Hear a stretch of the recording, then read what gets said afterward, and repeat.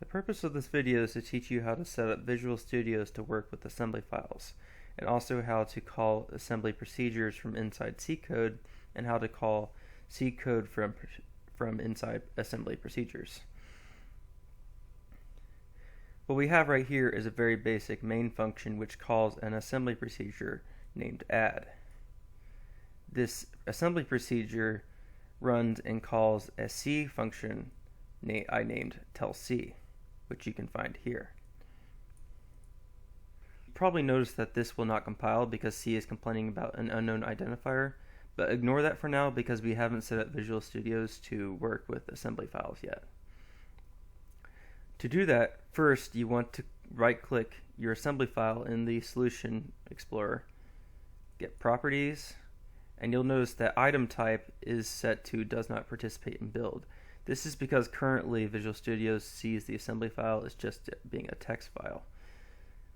You want to change this to Custom Build Tool, hit Apply, and you'll see a new menu pop up called Custom Build Tool. Now under this new menu, you want to hit Command Line, Edit, and paste in this code. Let me zoom this out so you can see it. Now wherever you see ASM, you want to replace that with the name of your assembly file, which is F and C for mine.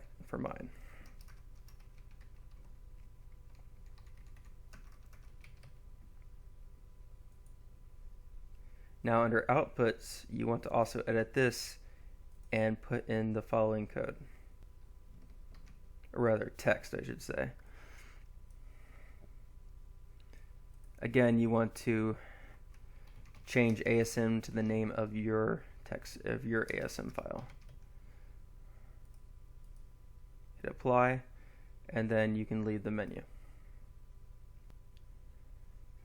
Now that you're done with that, you want to right-click your project in the Solution Explorer, go to Properties, and find the linker underneath Configuration Properties. You want to find the field in the linker that says Additional Dependencies. Do not erase this or overwrite this. Click the arrow, hit Edit, and paste in this text inside the box. Change ASM to the name of your assembly file. Hit Apply.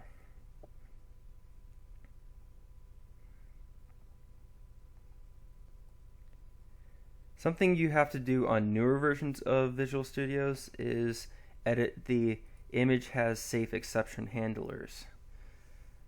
You want to change this to no. So far I know that you did not have to change this field for Visual Studios 2010, but I have since switched over to 2012 and now I have to change it. Hit OK, and then you are done setting up Visual Studios to work with assembly files. Now we need to make our C code aware of the assembly procedures.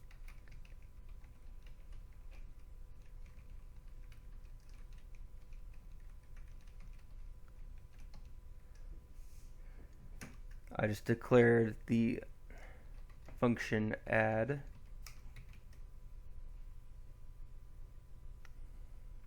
You also need to go to your assembly file and declare the name of your procedure as public.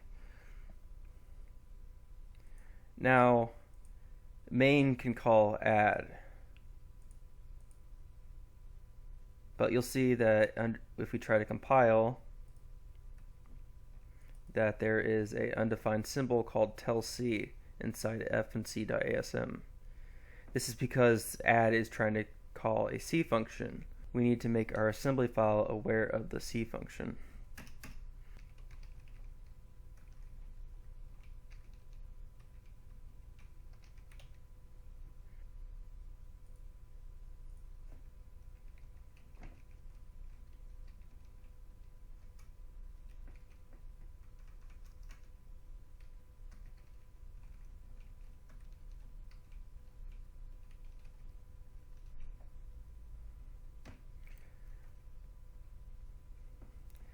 Now our program should run, but let's go ahead and test it. Yep. The good thing about setting up Visual Studios this way is that you can run the debugger in your assembly code as well.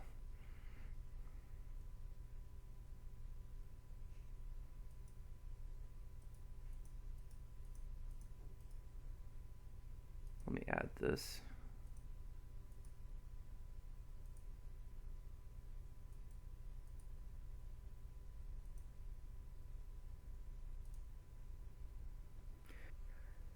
I hope you learned something from this video. Thank you for watching. Thanks to Professor Strock for helping us out this semester. And thank you to my old professor, Mr. Slater, for helping me learn how to do this again after almost 3 years. Hope you have a great day. Bye.